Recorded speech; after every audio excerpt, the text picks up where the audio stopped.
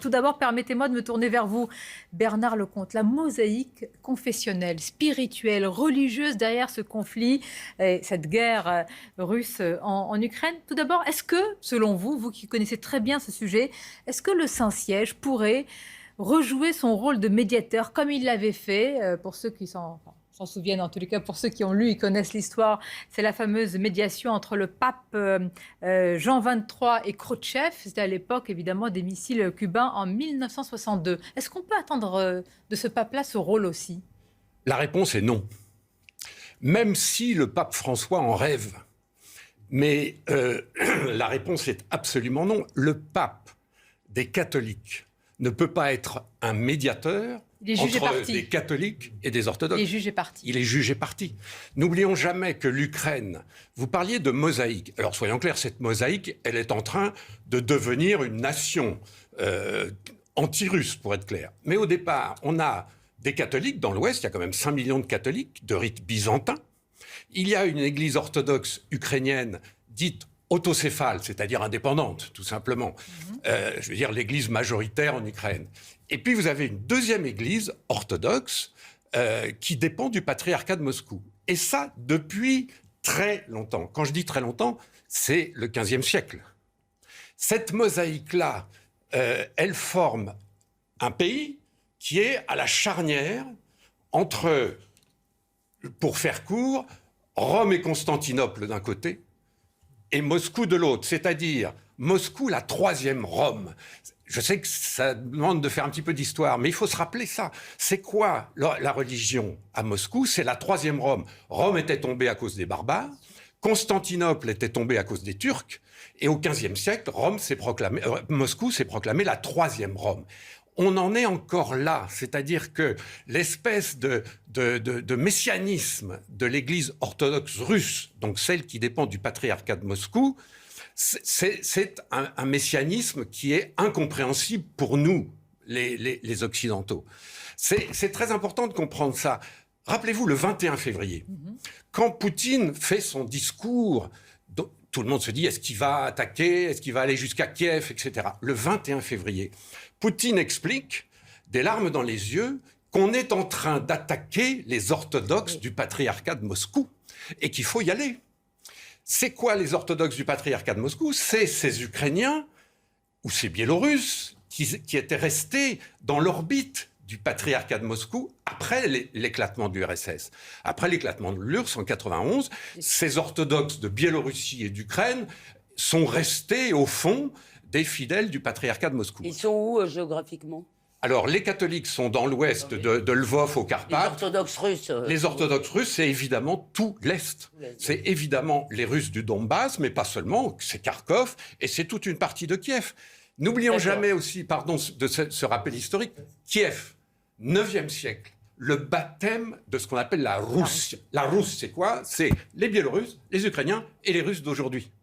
Ce baptême de la Rousse, il est encore célébré aujourd'hui, tous les jours, à Kiev, dans la Laure de Kiev. C'est quoi la Laure de Kiev? C'est un monastère qui est aux Ukrainiens et aux Russes ce que le Saint-Sépulcre est pour les chrétiens. C'est essentiel ce que vous dites. Là, ça éclaire, en tous les cas, moi ça m'apprend beaucoup de choses, peut-être nos téléspectateurs, pas d'un jour nouveau, mais ça éclaire encore plus ce conflit, les défis, tout ce qui est entremêlé, enchevêtré dans ce conflit. Bernard Lecomte, c'est énorme. Ça vous explique par exemple deux choses. C'est qu'on ne bombarde pas Kiev comme ça. C'est que même Poutine ne peut pas bombarder Kiev puisqu'il va à la défense des orthodoxes du patriarcat de Moscou, dont dépend la fameuse Laure de Kiev depuis tant de siècles. C'est à peu près comme si les Français allaient bombarder Saint-Pierre de Rome ou Notre-Dame de Lourdes. C'est très important, parce que là, cette lecture-là, elle éclaire aussi d'un jour nouveau la stratégie, enfin d'un jour nouveau, d'une autre lumière, la stratégie générale. Est-ce que ces considérations, évidemment, elles sont intégrées dans la stratégie militaire russe, nous en parlons ici, mais est-ce que c'est un élément très important et qui pourrait retenir, non pas les bombardements, il y en a déjà, mais en tous les cas, un scénario à la Grozny pour Kiev, et qui ne puisse pas se dérouler pour ces raisons-là? C'est effectivement un argument qui va rentrer dans la balance au moment où le siège de Kiev sera installé et où Poutine aura trois options, la détruire un peu, la détruire beaucoup ou la détruire totalement. Bon, donc c'est évident que ce caractère symbolique de cette ville de Kiev, c'est plus qu'une capitale, c'est C'est là où, d'ailleurs, dans le plan initial, les armées russes convergeaient sur Kiev.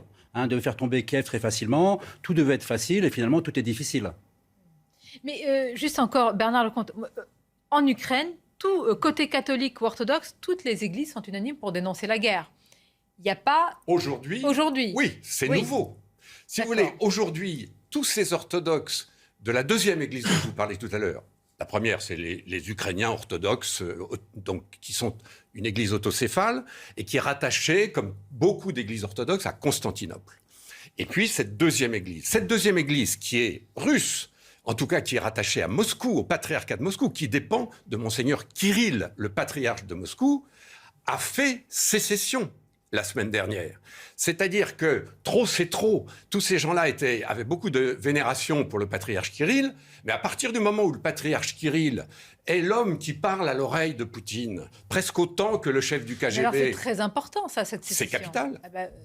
C'est important de le dire parce que ça, je n'ai pas remarqué cela. En tous les cas, vous nous l'apprenez. Ce qui s'est passé la semaine dernière, c'est que aujourd'hui, tous les Ukrainiens sont unis contre les Russes. Les catholiques, ça, ils le sont depuis toujours.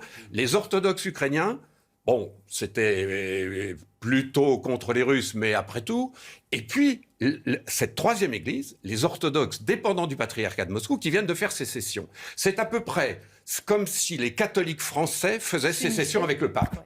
D'accord, mais dans quelle mesure générale, j'arrive vers vous, cet aspect religieux essentiel, spirituel, va troubler, on n'est pas dans la tête de Vladimir Poutine, et à entendre tous les spécialistes, c'est très difficile d'y être, mais peut-il le troubler ? Il ne me semble pas que Poutine soit particulièrement un bon chrétien, et qu'il aurait plutôt tendance à instrumentaliser la religion à ses fins politiques qu'autre chose. Après, je ne suis pas dans le secret de son âme. Mais il y a quand même beaucoup, dans le monde slave, si vous voulez, vous pouvez ne pas être croyant et malgré tout avoir une affiliation à l'Église orthodoxe. Moi, je connais bien la Serbie mieux que la Russie. Si vous voulez, j'ai des tas d'amis qui ne sont pas du tout croyants, mais qui ont quand même quelque chose à voir avec l'Église orthodoxe, parce que l'Église orthodoxe a quelque chose à voir avec la nation. Par ailleurs, Jean-François Colosimo en parlait sur cette chaîne il y a quelques jours. Si vous voulez, le patriarcat de Moscou a toujours été, disons, ce ne sont pas des rebelles, si vous voulez, ce sont des soutiens du pouvoir.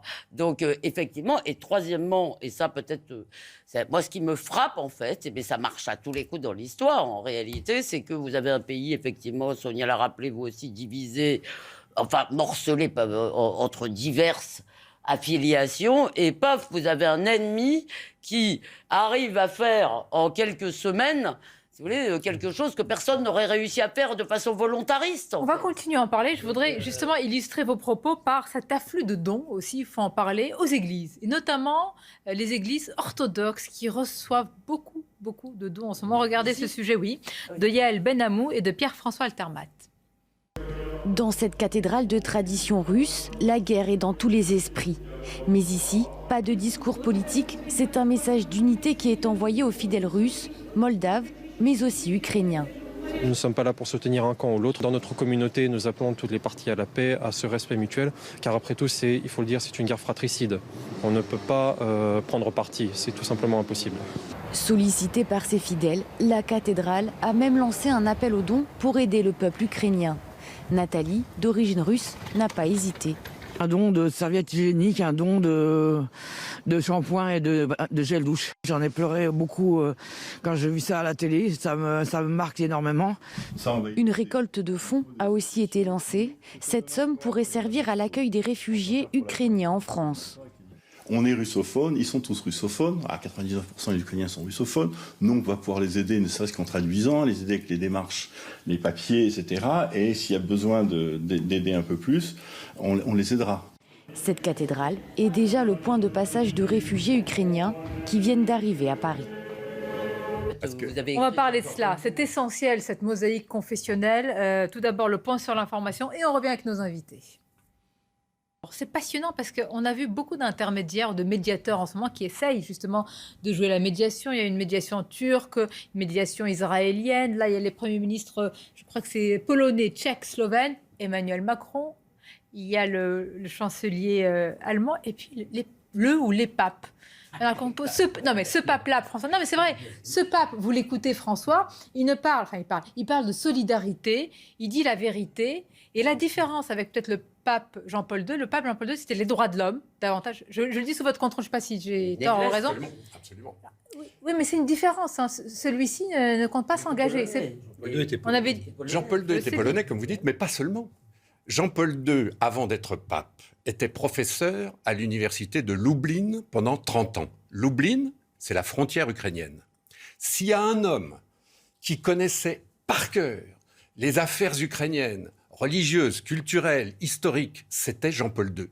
Si vous avez la curiosité d'aller rechercher les discours que Jean-Paul II a fait à Kiev en 2001, c'est stupéfiant.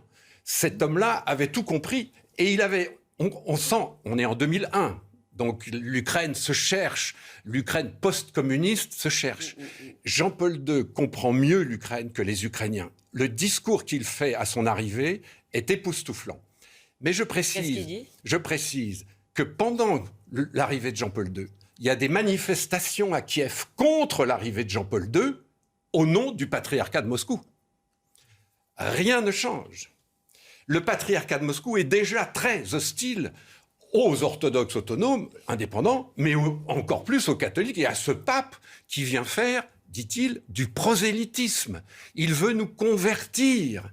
Et ça, c'est très profondément ancré dans l'esprit de l'Église orthodoxe russe.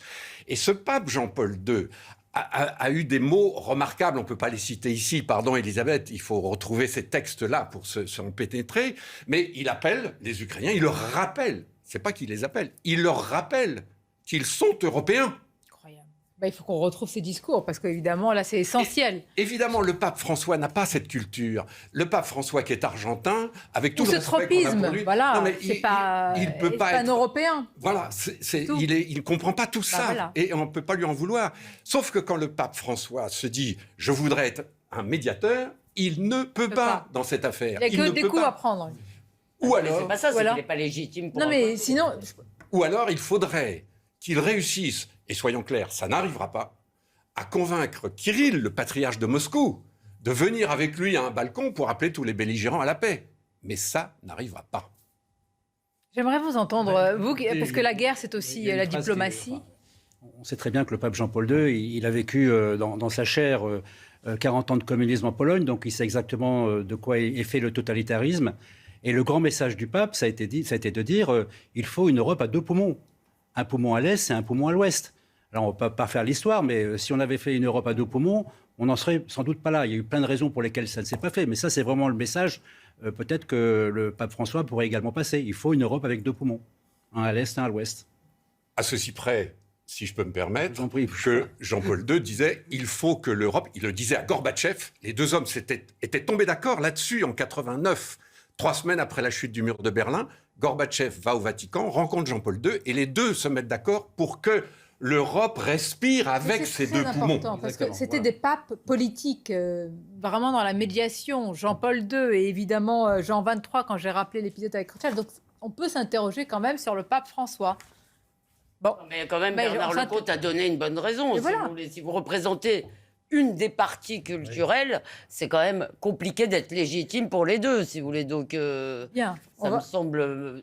Accabler le pape François sur ce coup-là me semble... Interroger, je ne l'accable pas, ne soyez pas... Maintenant, il ne faut pas du mauvais esprit. Que je le trouve un peu trop gauchiste. Voilà, vous l'avez vraiment accablé plus que moi, là.